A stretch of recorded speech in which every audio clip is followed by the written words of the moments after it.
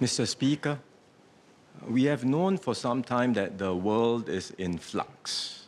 The familiar signposts are fading, but the contours of a new global system have yet to take shape. So we are in a period of transition, uncertain, unsettled, and increasingly unstable. The recent Liberation Day tariff announcements by the US confirms this stark reality.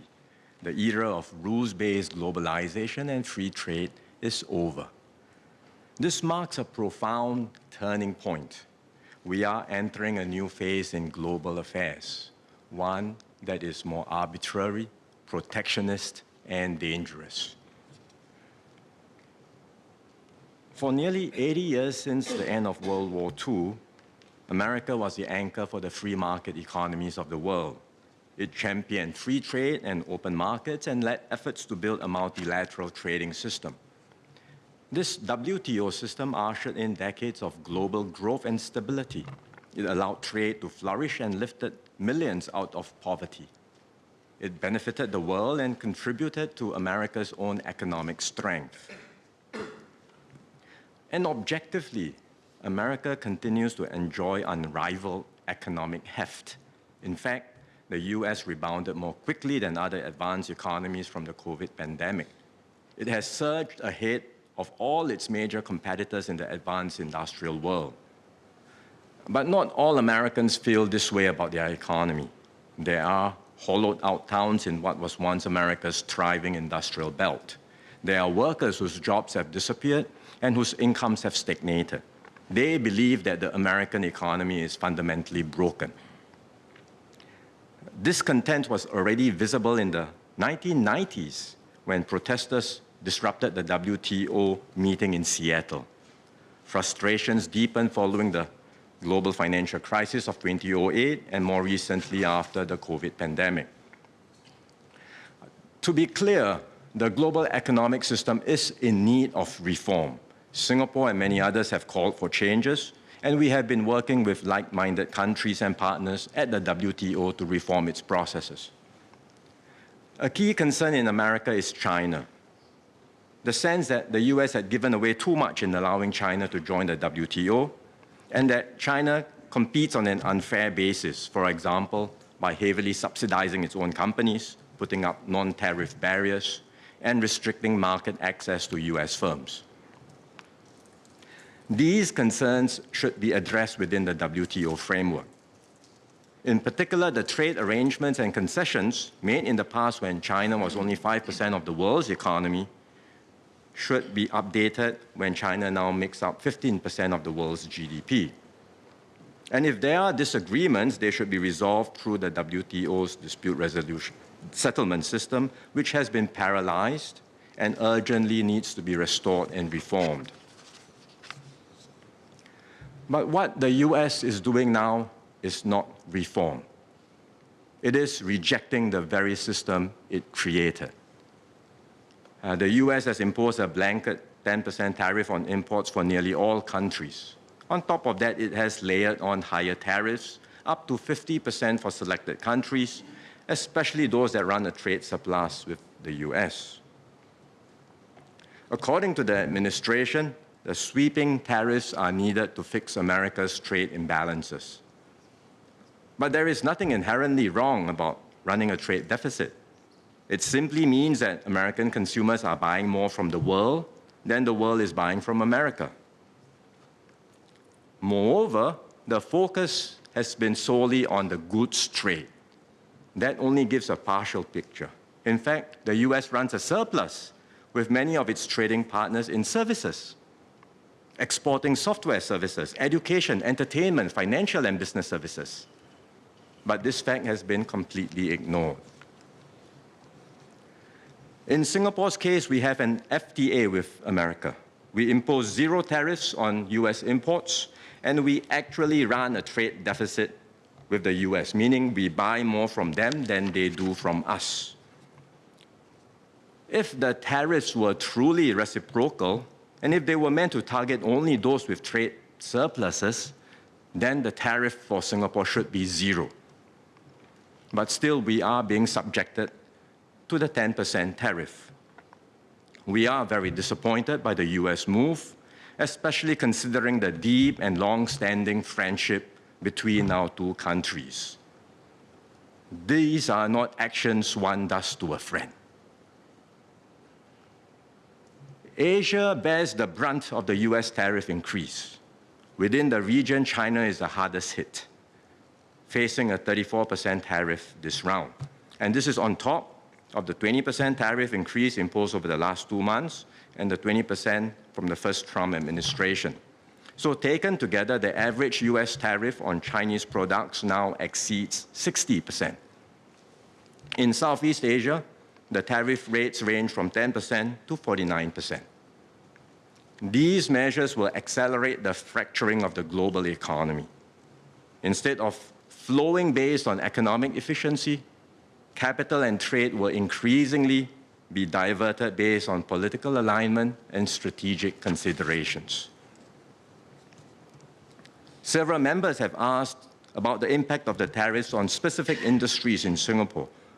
We are assessing the situation carefully, but our deeper worry is not the direct impact that these businesses face. It is the wider implications for the global trading system and the world economy. So let me explain. First, the reciprocal tariffs are a fundamental rejection of the WTO rules. One of the cornerstones of the WTO multilateral trading system is the most favored nation principle, or MFN. Most favored nation sounds like giving special privileges. Actually, it means the opposite, that every member must treat all other members equally. In other words, if a country extends more favorable terms or imposes additional restrictions to one trading partner, it must do the same to all other WTO members.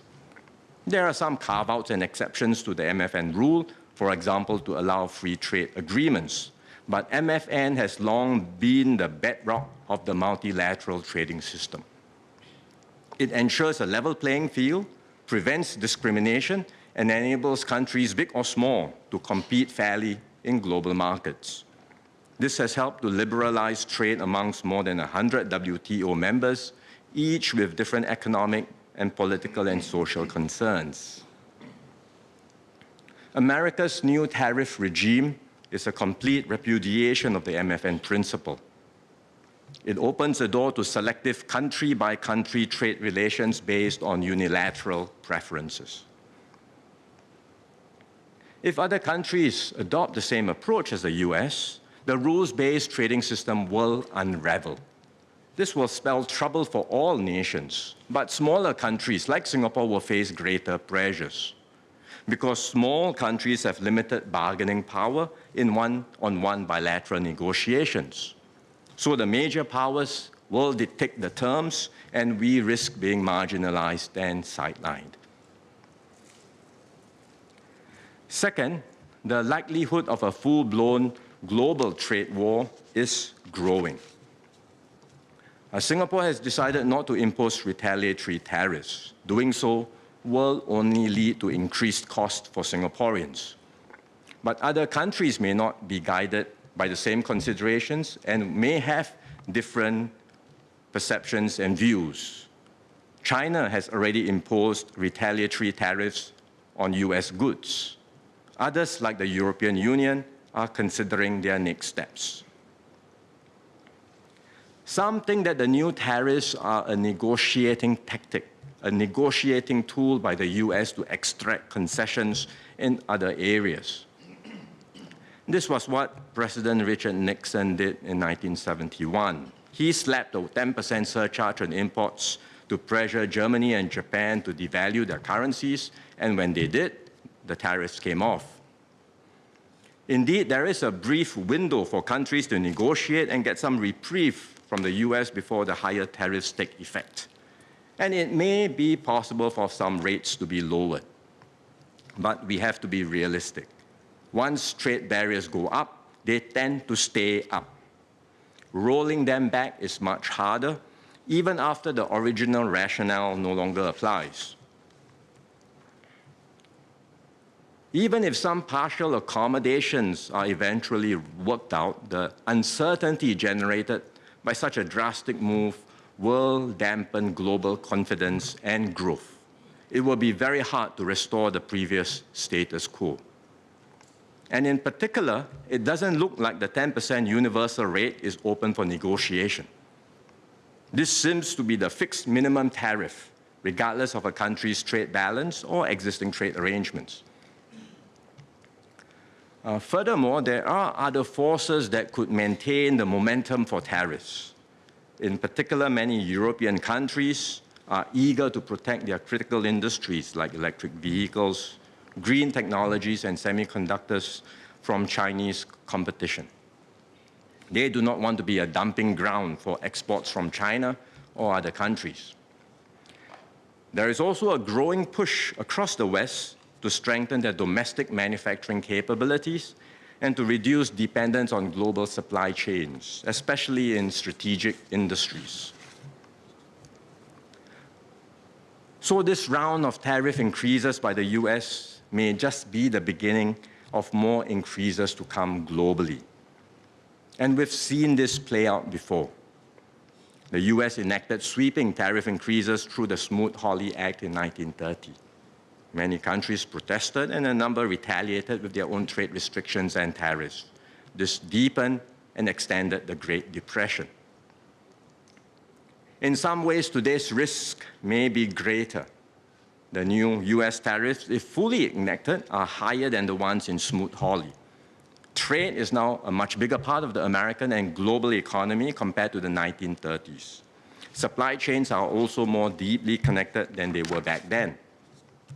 Any disruption to trade flows will have wider knock-on effects on the world. This brings me to the third point, which is the impact on the global economy. Business and consumer confidence has already been hit by the tariffs.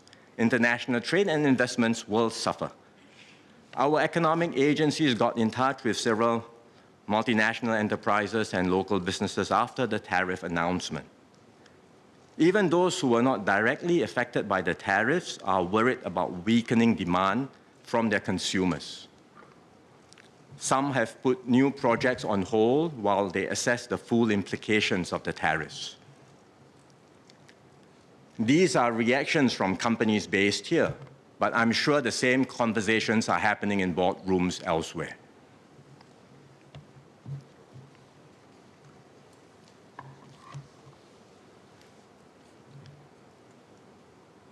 Over the recent days, we have seen sharp negative reactions in global stock markets. It is too early to tell if all this will spill over into the real economy, but the downside risks are clearly rising. What's troubling is not just the tariffs themselves, which are already damaging, but the fact that this new wave of protectionism is unpredictable and unstable. Protectionism is already bad. Unstable protectionism is even worse. Businesses don't know what to expect. Many are holding back, fearful that changing rules will leave them with stranded assets.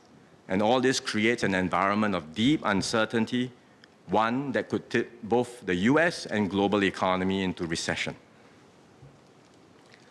The consequences extend far beyond economics. More and more countries are turning away from win-win cooperation and deeper integration.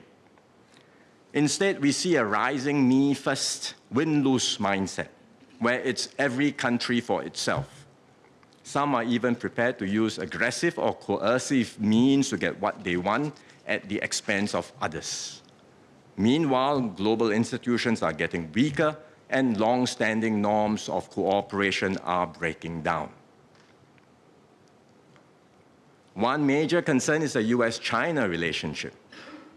America views China as a strategic competitor and threat, which must be dealt with now while America still has the advantage. China says it is ready for a tariff war, a trade war, or any other type of war. The US has now threatened an extra 50% tariff on China, and China says it will fight till the end. There are fewer channels for dialogue, which can serve as guardrails to manage the relationship. So if the disputes escalate and destabilize US-China relationship, the consequences for the world would be disastrous. We must be mentally prepared. The predictable and rules-based order we once knew is fading. The new era will be more volatile with more frequent and unpredictable shocks. We must be ready to stand firm and protect our interests, no matter how the external winds may blow. What does all this mean for Singapore? In the near term, we expect weaker global growth, which means external demand for our goods and services will fall. The outward-oriented sectors of our economy will suffer the brunt of the impact. They include manufacturing, especially segments like electronics and semiconductors, biomedical science, which have higher export exposure to the US, wholesale trade and transport will be impacted. The global uncertainty and dampened sentiments will also impact some services industries, including finance and insurance. Singapore may or may not go into recession this year, but I have no doubt that our growth will be significantly impacted. We had originally projected GDP growth of 1 to 3% for 2025. MTI is reassessing the growth forecast and will likely revise it downwards. Slower growth will mean fewer job opportunities and smaller wage increases for workers. And if more companies face difficulties or relocate their operations back to the US, there will be higher retrenchments and job losses. For now, the measures announced in this year's budget will provide support for any short-term strain. We have a comprehensive package of measures for households and individuals. They will receive CDC vouchers, SG60 vouchers, and USAVE rebates to help with their cost of living. And there are targeted measures like increased ComCare assistance for the more vulnerable groups. We are also supporting workers through investments in Skills Future. And those who find themselves involuntarily unemployed will receive help to get back on their feet through the Skills Future Job Seeker support, which will start later this month. We've also rolled out measures in the budget to help businesses. There are short-term support measures through corporate income tax rebates, as well as schemes to boost their productivity and competitiveness and to pivot to new markets. Our economic agencies are also engaging the firms impacted by the tariffs to better understand their responses and see how we can support them and assist them with any specific issues they face. Nevertheless, the situation is fluid and can change quickly. We will therefore set up a task force chaired by DPM Gan Kim Yong to help businesses and workers address the immediate uncertainties, strengthen their resilience, and better adapt to the new economic environment. In addition to our economic agencies, the task force will include the Singapore Business Federation, the Singapore National Employers Federation, and the NTUC. We will continue to monitor developments closely. The government stands ready to do more if and when necessary. We have the resources to do so because of the financial discipline and prudence we've exercised over the decades. In this new environment, Singapore must redouble our efforts to remain a key node in global flows and a trusted business hub.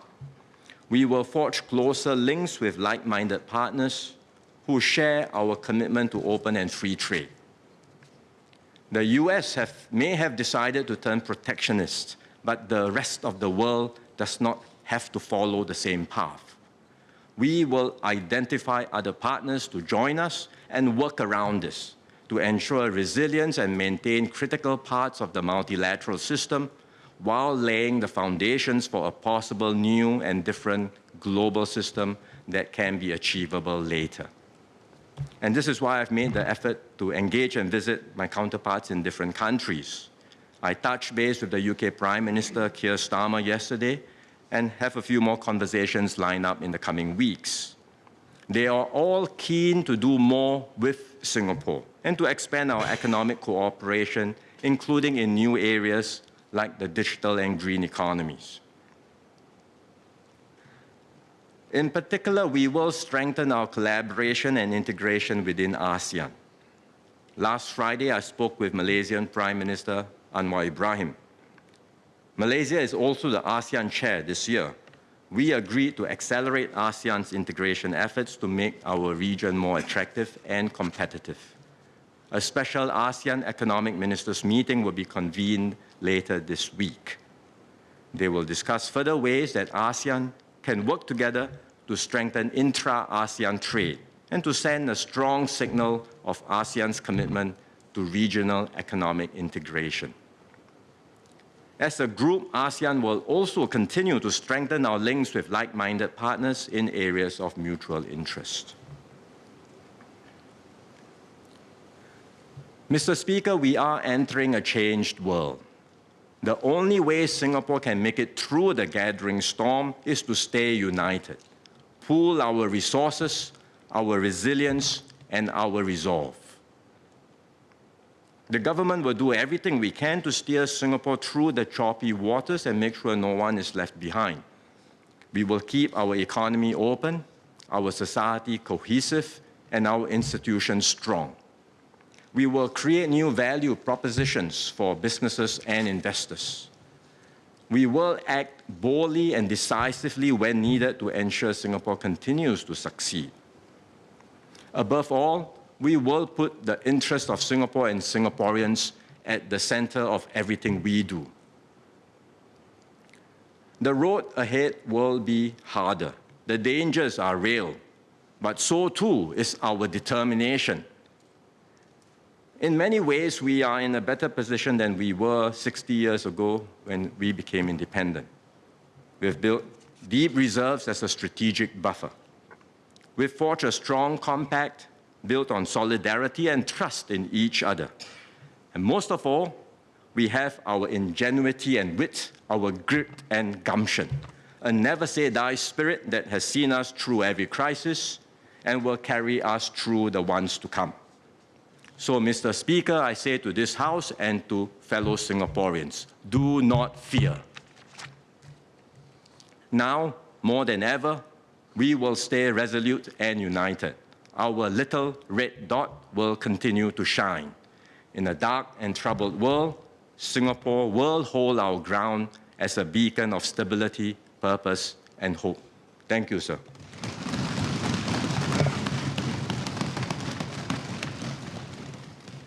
Leader of the Opposition, Mr. Pritam Singh. Thank you, Mr. Speaker. I thank the Prime Minister for his ministerial statement, which expands on the video message that he shared with Singaporeans on the 4th of April. I refer to that video message and, of course, the Prime Minister's statement today. There was reference to vigilance and building up capabilities in the video message that the Prime Minister shared with Singaporeans. Even though I accept it's early days and there's a lot of moving parts at the moment and there's observation of how world economies are assessing their own positions and pivoting to a new reality, there have been references to de-risking, decoupling that have been in the global economic lexicon for some years now. And I would be grateful if the Prime Minister could share, when he refers to building up capabilities, is the Prime Minister looking at local consumption, improving local consumption, notwithstanding our small market, measures to boost productivity. Earlier on during parliamentary questions, the Senior Minister of State for Manpower suggested that companies should reduce their reliance on cheap foreign labor. Do we foresee major structural changes in the way the Singapore economy is shaped to deal with the new future that we see, which in the Prime Minister's words is far more unpredictable than before? Secondly, Prime Minister spoke of a task force. I think similar announcements have been made by the Malaysian government. I'd like to confirm whether there is going to be a period of time before the Prime Minister makes more announcements with regard to exchanges that he's had with stakeholders in both the private and public sectors for Singaporeans to better understand the way forward and which industries will be more affected. Thank you. Prime Minister. So we are certainly going to be taking steps to build capabilities. It's an ongoing endeavor, and in this year's budget, we set aside more resources to doing so, especially to strengthen our economy, to build up our capabilities in innovation and new technologies, which are the key drivers for any economy to be strong, dynamic, and vibrant. At the same time, we're building capabilities in our people, investing in human capital, investing in our workers, upgrading the skills of our workers through Skills Future. And we are putting significant resources into this effort to make Skills Future a key part and a key pillar in our social compact. So the capability building efforts will continue. In fact, we will redouble our efforts in this area. And the key reason why we are able to do all this is precisely because we have the fiscal resources to set aside. It's because we have, over many decades, exercised discipline and prudence in managing our resources. And that's why, in these difficult times, we are able to put in place the resources to build up the necessary capabilities to see us through the storms ahead. On the task force, I may also ask DPM Gan to say a little bit more later, but certainly we are going to engage industries. We will continue the review and the monitoring of the global situation, and if there is a need, we will provide further updates to Singaporeans as and when we are ready, and as and when there is a need to. Perhaps DPM Gan can elaborate. DPM Gan. Thank you. With your permission, Mr. Speaker, I just want to respond that this task force has just been announced. We are still working out detailed composition as well as the task forward.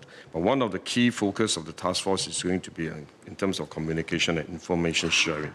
We will be engaging the private sector. So that's why our Prime Minister announced the composition will include private sector representatives. So the idea is to gather information from the ground, understand the challenges that are faced by the enterprises on the ground, and to also discuss with them how we can lean forward to support them, to help them navigate through these uncharted waters as we move ahead under this new landscape. We also will include union representatives because we do expect jobs may be affected, may not be immediately, but I think in the medium to longer term, I think there will be a major restructuring of the economy that will result in the restructuring of the workforce as well. And I think as Prime Minister emphasized, the focus on training is always the key to our transformation journey. And therefore, unions and employers and enterprises will play a key role. As I said many times before, our main guiding principle is really to be as transparent as possible. When we know something important, we'll share with the population, with the businesses, with the workers, with the unions, and with members. And when we don't know yet, we'll tell you honestly, we do not have the information yet. So I think this is still early days, as the leader has also acknowledged. I think it will take time for us to get to a better understanding, better assessment of the total impact of what's going to happen. You also have to bear in mind that what would happen also has to take into account the reaction from the countries other than America. So their reaction will also add on to the potential impact on the tariffs and on the Singapore's economy. And at the same time, we are also reaching out to our trading partners to share our information, our assessment of the situation, to see how we can find different ways of working together to continue to do business with one another, to continue to provide opportunities for businesses and for our enterprises. Before we proceed, I would just like to take this opportunity to remind members that pursuant to Standing Order 23, members may seek clarification on the ministerial statement, but no debate should be allowed thereon. Members can certainly seek clarifications by way of asking questions. So I seek members' understanding to keep your clarifications clear and concise. Mr. Liang Eng Hua. Thank you, sir. So while we are disappointed with the imposition of the tariff, the 10% tariff by US, the United States remains our key relations that goes beyond economic space, but only to defense and others. So can I ask the Prime Minister whether do we continue to have access to the key administration officials in the US to negotiate on the tariffs? And where can we land with this discussion, these negotiations? And also whether the other initiatives that we are working on, for example, in the military, in the energy space, are these going to be affected by this increase in the tariffs? The second question to the Prime Minister is, if we indeed do trade less with the United States because of the tariffs, can I ask where else can we what other markets and corridors can we make up? For example, in the other groupings like RCEP, the CPTPP, whether ASEAN and so on, and EU, are there new corridors, new markets that we can develop more trade relations? Thank you. Prime Minister. So we will actively engage members of the US administration to better understand their concerns about our trade relationship, to see if we can address any misperceptions about bilateral trade, about our bilateral trade with them, and then to discuss what's the best way forward. Of course, if the US decides that the baseline rate is universal across all countries, then it's a different consideration altogether. It's not bilateral.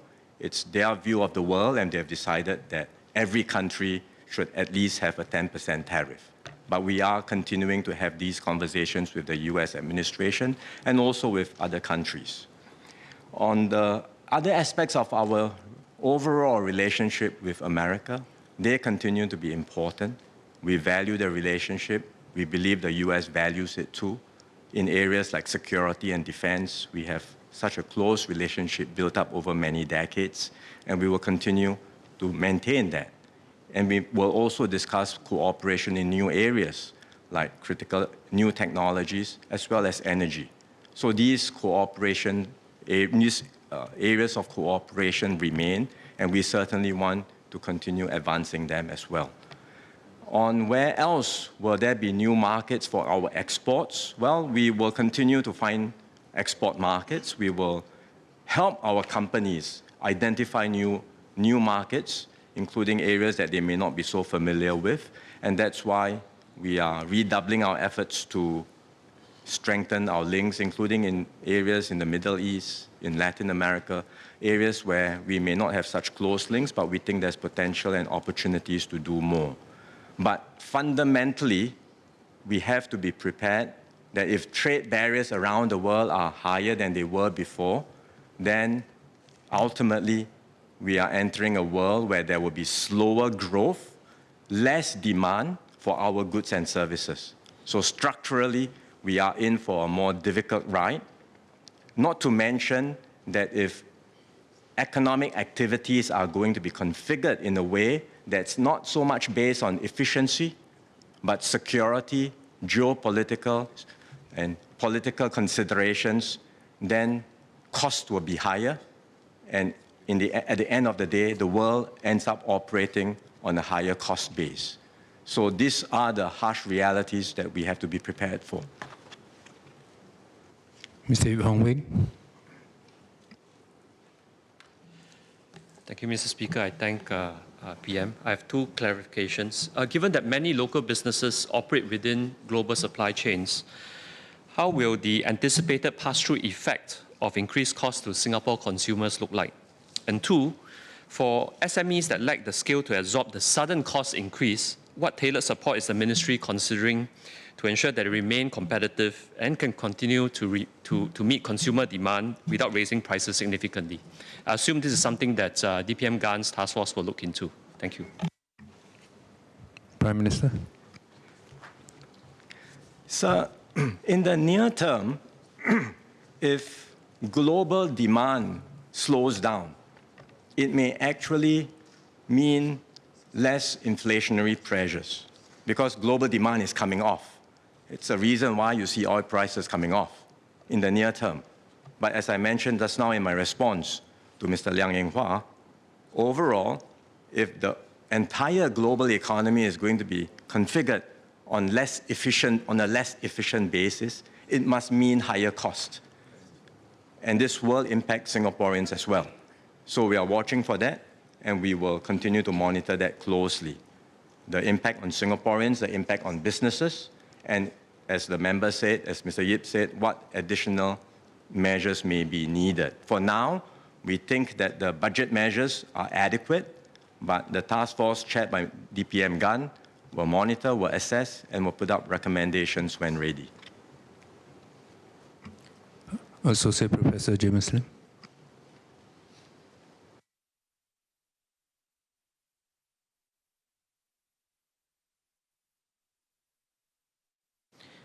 So just a few questions. The first is on international trade and the others on domestic economic policy. For trade, I wonder if the government will be looking to negotiate within the broader rubric of ASEAN or the CPTPP as a bloc. Now, I understand that this may mean greater difficulty in arriving at a consensus position, especially with harder hit economies like Vietnam, potentially lowering the common denominator. But at the same time, it greatly strengthens our bargaining position as an economic entity. ASEAN, for example, is the world's 5th largest economy.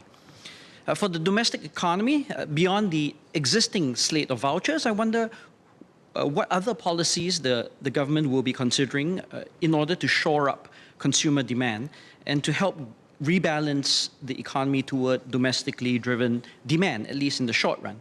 Now, I understand that our small domestic market will never be sufficient alone as a driver of growth, but some short-run stabilization, I feel, may be valuable. And then finally, has the minister also considered the possibility of anti-dumping procedures that may be enacted if, indeed, nations with surpluses choose to export at low prices to Singapore? Prime Minister, or DPM Gan first. Thank you, Speaker.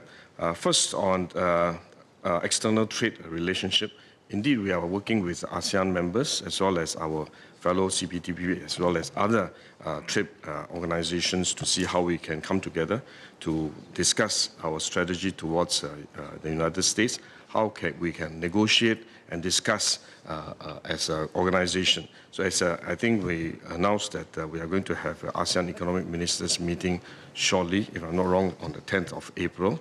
And subsequently, then we can discuss, then we can share with our members what is the outcome of that discussion.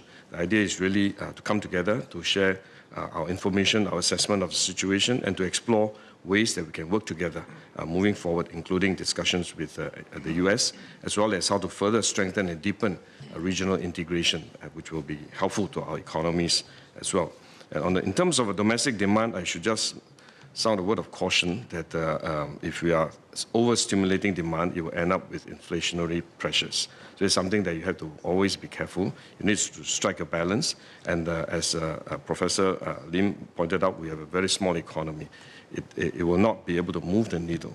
And in terms of anti-dumping duties, it's a possibility provided under the WTO, but you just also have to bear in mind that by imposing anti-dumping duty, that means the consumers in Singapore will be paying the duty for that the imports, and that will add costs to the Singaporeans. So I think we just have to bear in mind, and usually anti-dumping duties are introduced in order to protect local domestic industries that are facing onslaught of imported prices and imported products at very low prices. And this is to balance the trade between imports and our local production.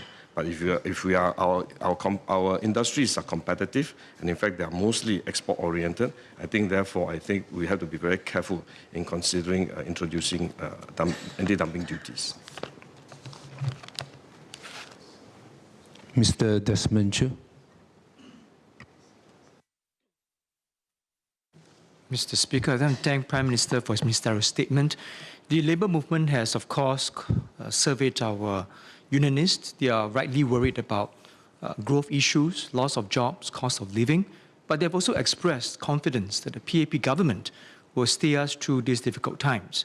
I'd like to ask the Prime Minister, how should the tripartite partners conduct themselves during this period of time to prepare themselves in both the short and medium term for impact that will certainly hit them in terms of jobs, lower wage growth, and in fact, some of them might lose their jobs. How can we continue to prevent anti-foreigner sentiments from setting in, especially during such times? Thank you. Prime Minister. So we do so best by upholding that strong base of trust, mutual trust and understanding that we have developed over so many decades amongst our tripartite partners. Working closely together, engaging one another, being upfront with the concerns we all share, and addressing the problems together. So in the near term, whatever issues there are, whatever information the government has, we will share with the unions, with the businesses, with workers, through the task force and other mechanisms. If there are specific concerns, we will try our best to deal with them. And if we feel that the budget measures we have or existing measures are not adequate, we will certainly be ready to introduce new measures. I think it's that spirit of working together which has enabled us to overcome previous crises, and it will enable us to get through the current difficulties as well. Mr. Mark Lee, I know you filed a PQ on this. You have the floor. Thank you. Prime Minister, you have rightly pointed out that global conditions are turning increasingly uncertain and many businesses are now facing or bracing for a downturn. I just want to highlight three key concerns that have surfaced in recent engagement before my supplementary question. I think the first is that there is a clear anticipation of a drop in global demand. Some US-based consumer brands are already advising their supply chain partners to prepare for a mid-term volume reduction of up to 30%. Long-term, no one knows for certain, and this will have a ripple effect on Singapore-based companies. Second, Singapore businesses are facing margin erosion, especially clients requesting their supply chain partners to absorb part of the cost shock from the new tariffs because these tariffs are too large to pass through via pricing adjustments in the short term. This will hit cash flow for our businesses. And third, Singapore firms have adopted a China Plus One strategy, investing in Vietnam, Cambodia, Indonesia, but now they are even hit with tariffs higher than the baseline of 10%. So these companies are now under renewed pressure to diversify further, adding another base to stay competitive, and it is costly and complex. I hope DPM's GAN's task force will be looking at the near-term support, and I would like to clarify that this support will include measures to help Singapore companies in cash flow, relocating or reshoring their supply chains, as well as taking a longer-term view to seize new opportunities arising from these global supply chain shifts. Prime Minister. So I thank Mr. Mark Lee for sharing the very real and genuine concerns among businesses.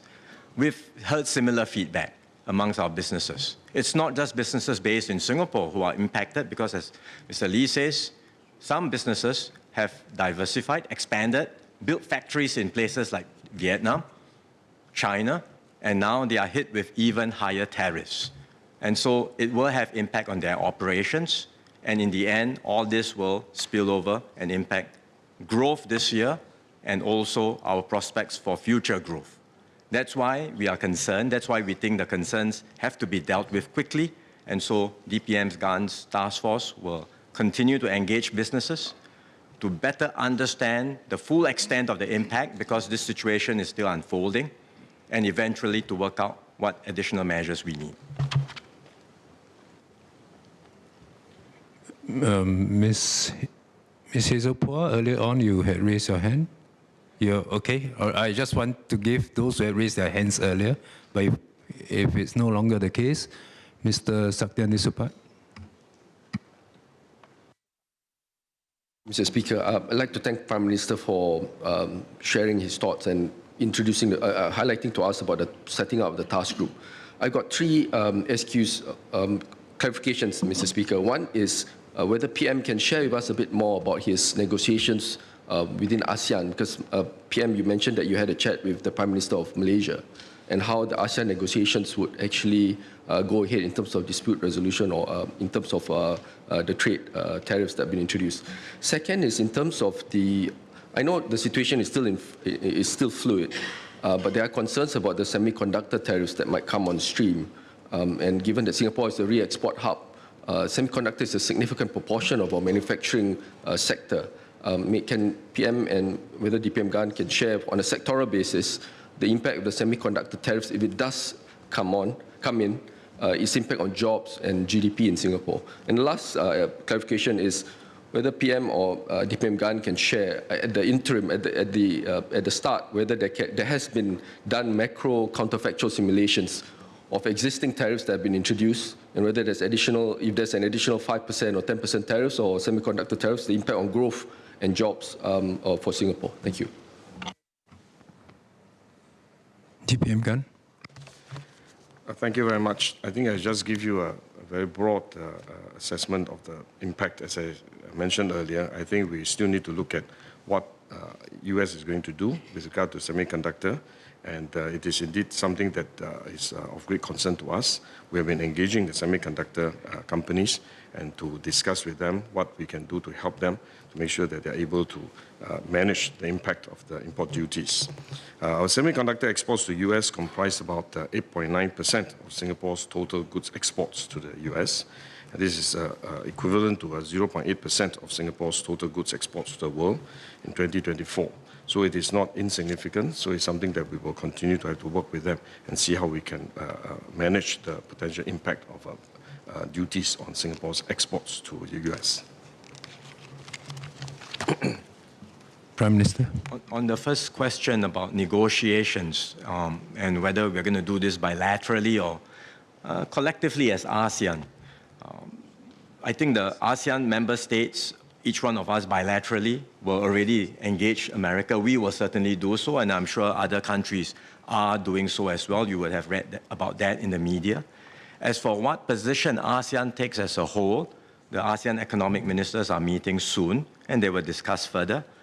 But one key step that we can take, quite aside from engaging America as a collective, is really to redouble our work even harder to reduce non-tariff barriers within ASEAN itself. ASEAN's tariffs are already largely removed, but to reduce further non-tariff barriers, to facilitate better trade within ASEAN, and to ensure that ASEAN remains even more attractive and competitive. I think that those are actions that we certainly want to do. Mr. Leong Manuai.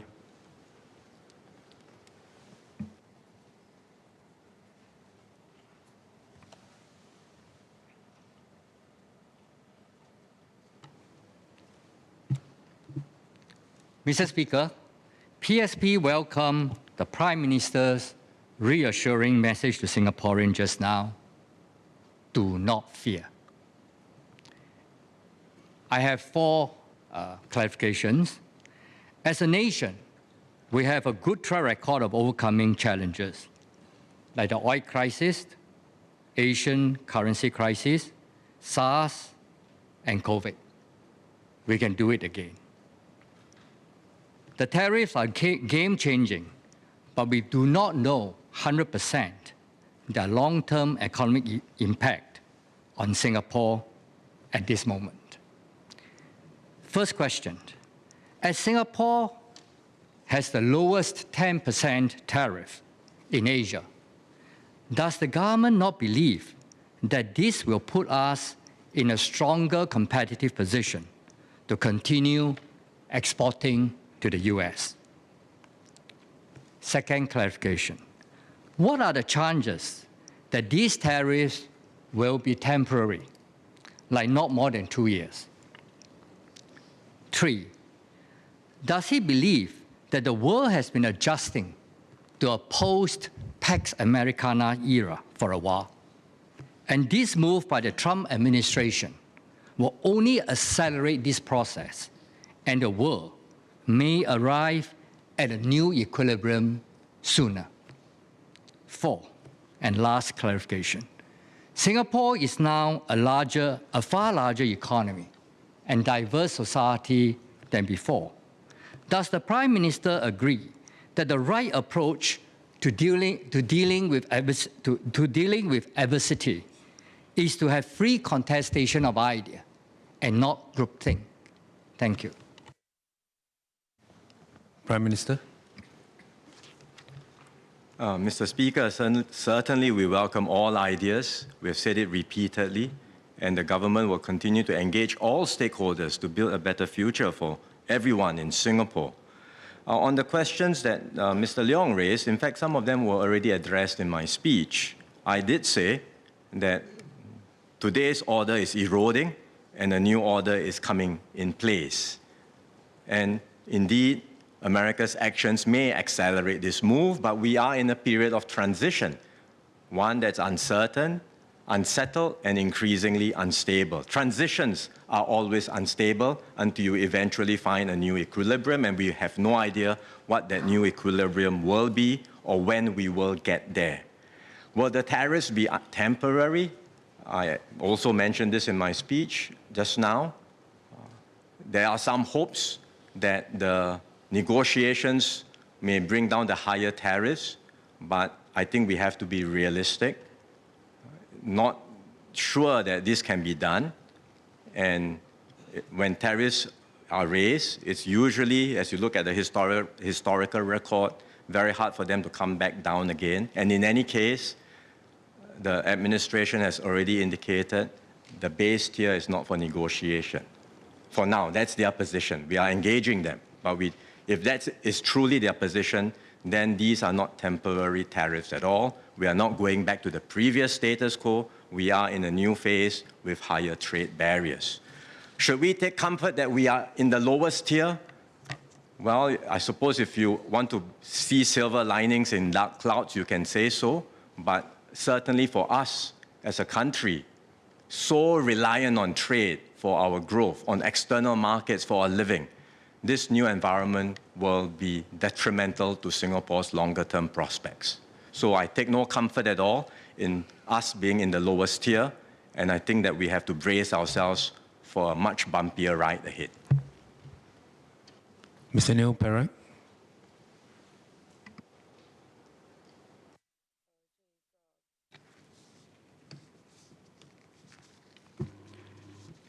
I thank the Prime Minister for his video, his comments today, as well as DPM Gan for many of the details he provided about what we're planning to do in the future.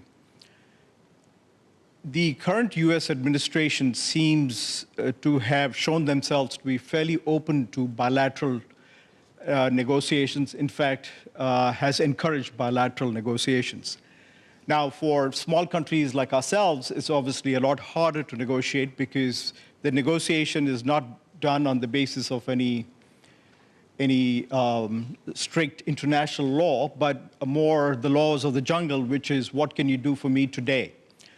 Now, from a perception standpoint, certainly in the US and perceptions shared by many senior folks in the current administration, Singapore is seen as a rich country with significant, not natural, but financial resources, especially in the three sovereign wealth funds, or 2+1, our sovereign wealth system.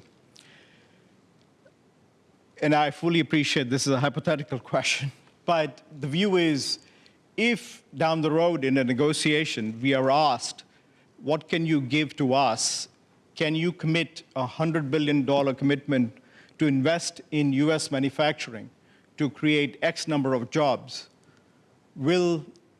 How will we respond to that as a country, keeping in mind that our sovereign wealth funds are managed absolutely independently?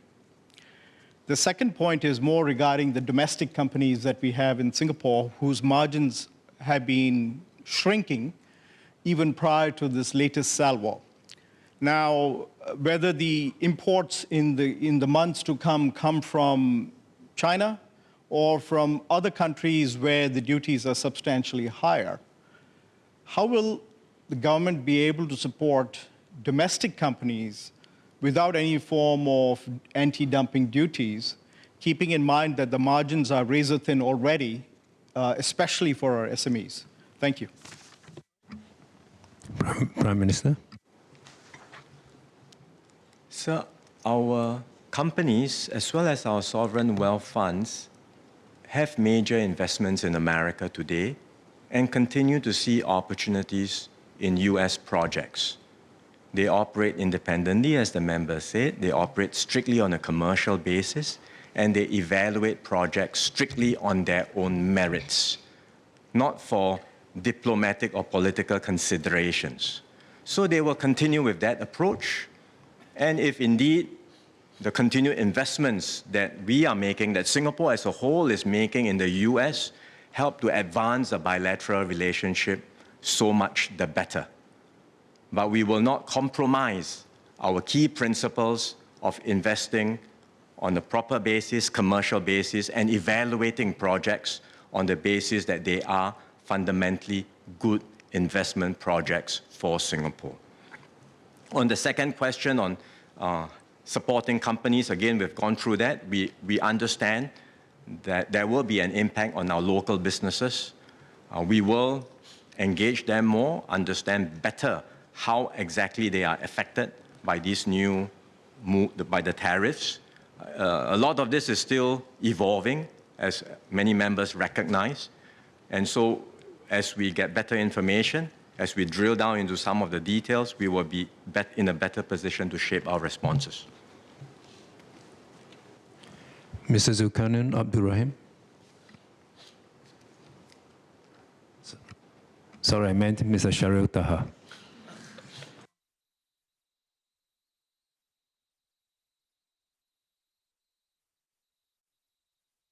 Thank you, Speaker.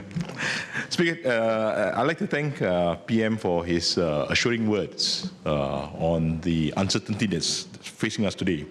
So given the imposition of tariffs on our exports to the US, as Member Saktiandi has already highlighted, there could be significant implications for our semiconductor and our biomedical sectors.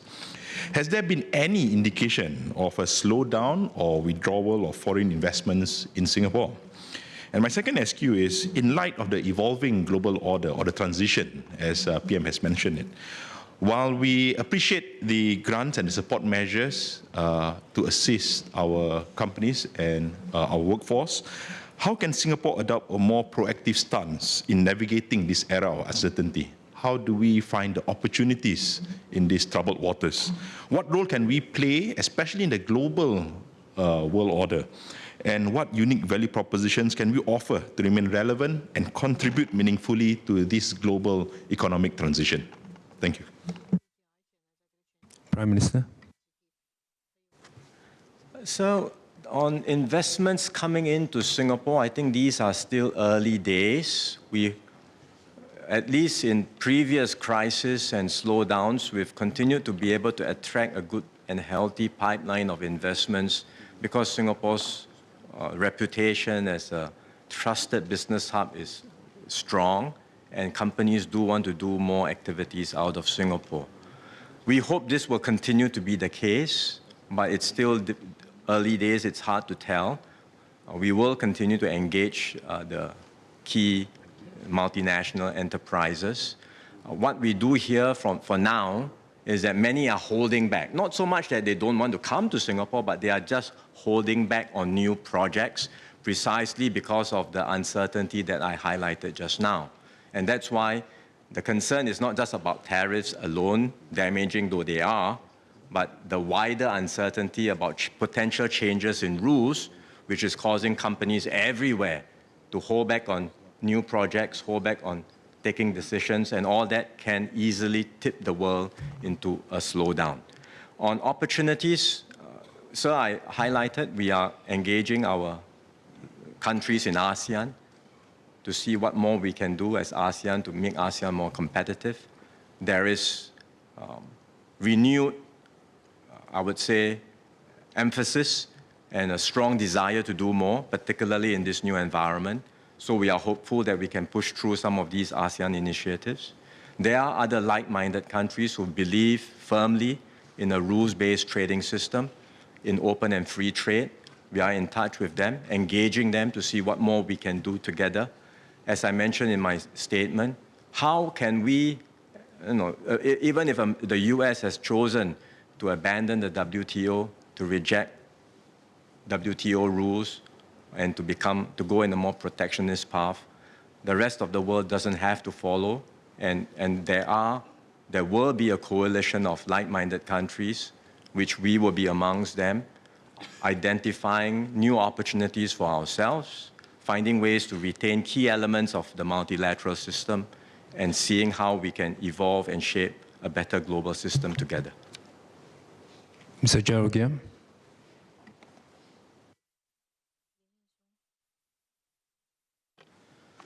So since the 10% tariffs imposed on Singapore are lower than regional competitors like Taiwan, South Korea, and Malaysia, which face tariffs ranging from 24 to 32%, this could present a near-term cost advantage for Singapore firms exporting semiconductors, telecoms equipment, and electronics to the US, relative to exports from these higher tariff countries.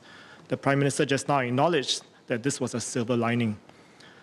But are our economic agencies stepping up efforts to help Singapore firms secure US demand in these areas before global buyers reorganize their supply chains and lock in new sourcing arrangements? DPM Gan. Certainly, I think this is part and parcel of the task force strategy. We are looking at both shorter term as well as longer term. And some of these supply chain reorganization will take some time to get it reorganized. Logistic and some capacity has to be increased in order to open up new markets and new sources. So I think some of these will take time to reorganize, and therefore that will happen in the medium to longer term, working with industries, trying to attract more investments so that they are anchored in Singapore. But always also bear in mind, as we have more investments into Singapore and taking advantage of a lower tariff, as you mentioned, to export to the US, our trade balance will start to shift. At some point in time, you'll find that we are also going to face challenges as well. So there is, we have to exercise some care in organizing this, but there is certainly we will continue to explore. But also bear in mind that unless we are in the same market, some of the components that we purchase will then become more expensive because they are going to face duties. But at the same time, some of the products that we are selling to, some of the economies that we are selling our products to, may be exporting to the US. If they are facing a higher tariff from the US, then our exports may be affected because then their demand will come down, they will buy less from us. So I think this is an entire global chain effect. So we should not look at it just simply from any particular single segment of the trade, because it's going to change the entire playing field. So that's why I think PM mentioned that this is going to be a new economic landscape that we need to appreciate, to understand how it's going to be reorganized and restructured. And one of the purpose of the task force is really to engage the private sector, to engage the people on the ground who are operating this, and to have a sense of where they are moving their pieces. Are they going to relocate their production base? Are they going to change their purchasing strategy, and where the products are going to come from, and where our exports are going to? All these we need to have a better assessment. And all these are in a flux today because everyone is still negotiating and they are still thinking through what they need to do. And particularly in semiconductor, it's a very complex supply chain. And if you move one piece, you need to move the entire ecosystem. So it's not so easy to adjust and to reconfigure the semiconductor ecosystem. So, Chair Chen.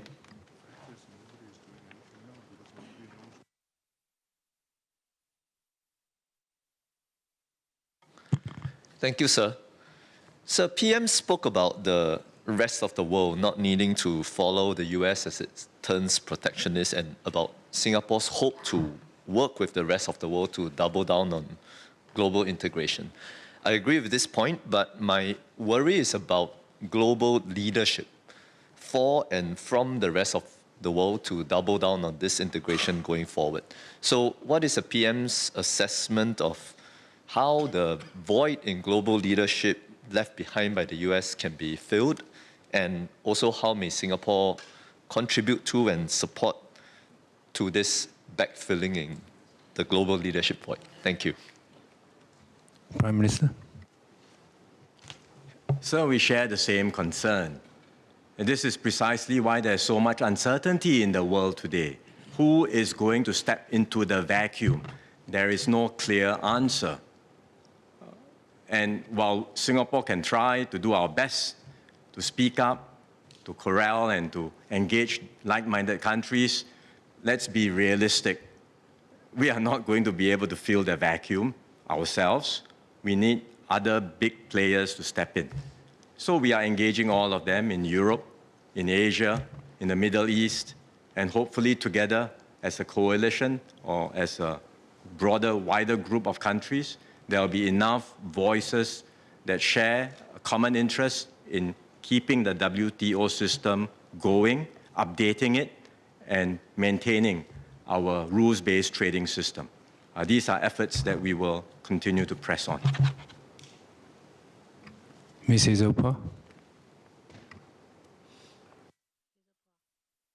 Thank you, Speaker. If I may be allowed to explain what happened earlier, I did have questions, but as clarification was going on, I was revising my questions and you caught me just in No worries, no worries. Go ahead. Right. I would like to seek confirmation that the latest round of tariff is a violation of the free trade agreement between Singapore and USA, and if so, are we contemplating any action on that front? Given that we are a small country, are we exploring joint negotiations with other countries? I believe there are enough common interests for this to be feasible, and I also wish to note that I'm glad to hear that the government is trying to convert this challenge into an impetus to push for free trade with the rest of the world. I wish to convey my best wishes to the task force led by DPM Gan. DPM Gan. Sir, let me just explain the provisions under the FTA. The FTA provides for a zero tariff on both sides, US for us and we for the US imports from the US. And therefore, any imposition of import duty is a violation of the FTA, but there are exceptions that are granted under the FTA for emergency economic situation. We have that provision too. In the event of an economic emergency, you have the right to invoke that provision to allow you to put in place measures including tariffs. And our understanding is that US has now invoked emergency economic powers, and therefore they are going under that provision to say that we have the right to introduce that. Of course, for parties to the FTA, you also have the right to challenge that assumption, and therefore you go into a consultation, dispute resolution, and to see how we can address the issue, whether first and foremost it's an economic emergency that entitles you to invoke that provision. So that's the technical part of the provision under the FTA. So what we are doing now is we are first going to embark on a consultation to work with them, to engage them, to first understand what their concerns are that cause them to introduce this basic tariff rate. And eventually, whether or not we want to take the action is something that we will have to consider. And if you need to take actions under the FTA, that allows you to introduce counter import duties on imports from the US. We've already said that we do not anticipate the introduction of import duties on imports from US for the time being, and therefore I think we will just continue to focus on engaging the US and to find out what were their concerns, whether we are able to address their concerns so as to hopefully, as Prime Minister said, if there's room to negotiate, and we will see whether we can negotiate for a lower or waiver of the import duties on import tariffs on Singapore exports to the US. But even if that is not possible, it is also useful for us to have this engagement to prevent further escalation of import duties, import tariffs on Singapore's exports. So as you know, they're still in a flux, and duties that tariffs that you see today are not the final duties, and there could be additional duties, tariffs that could be imposed. So I think it's very useful for us to continue this engagement. I think you also earlier talked about whether we are looking at joining hands with our ASEAN partners to see how we can engage US together collectively. I think this is something that I mentioned earlier that we are working on. We are talking to our ASEAN counterparts, and we are going to have ASEAN Economic Ministers meeting on the 10th of April to discuss this. How do we approach this issue? How can we engage the US as collectively as ASEAN? Ms. Ling. Thank you, Speaker. And I want to thank PM Wong for a very clear ministerial statement that helps Singaporeans know the times that we have entered since Liberation Day announcements and the hard work that DPM Gun will be doing for the task force. My question is, how will our government communicate to younger people in Singapore from here onwards? PM, I was only in my mid-20s and working in the banking sector during the Asian financial crisis, where I experienced treasury profits hard-earned over months to wiped out in days. And I was in my mid-30s when I was working in social service sector and see how corporates who have been supporting us, charities, our lower income, with donations and volunteers, had to roll out very painful retrenchment programs to keep the companies afloat and keep as many jobs as they can.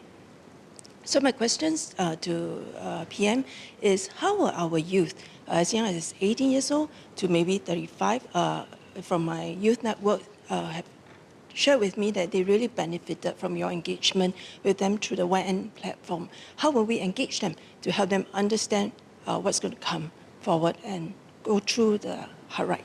Thanks. Prime Minister. Sir, Ms. Ng is correct. The communications are important, engagements are important. So we won't just stop at putting out clips on social media or discussing this in Parliament, because we are facing real threats, real dangers that all Singaporeans should be aware of. And so beyond discussing these issues in this House and sharing them on social media, we will be engaging different engagement sessions with young people, with Singaporeans from different segments. We do that each time we encounter threats, dangers, or deal with a crisis. We've done that during COVID, when we had to repeatedly engage Singaporeans to address the concerns and to help them understand the nature of the threat and how we are to respond. And in the same way now, when we are dealing with a new situation that poses very real economic threats to our livelihoods and jobs, we will do the same in engaging Singaporeans, young and old. Any more clarifications for Prime Minister or DPM Gun? No. Order. End of the ministerial statement by the Prime Minister. We will now move on to the next ministerial statement, Minister for Home Affairs.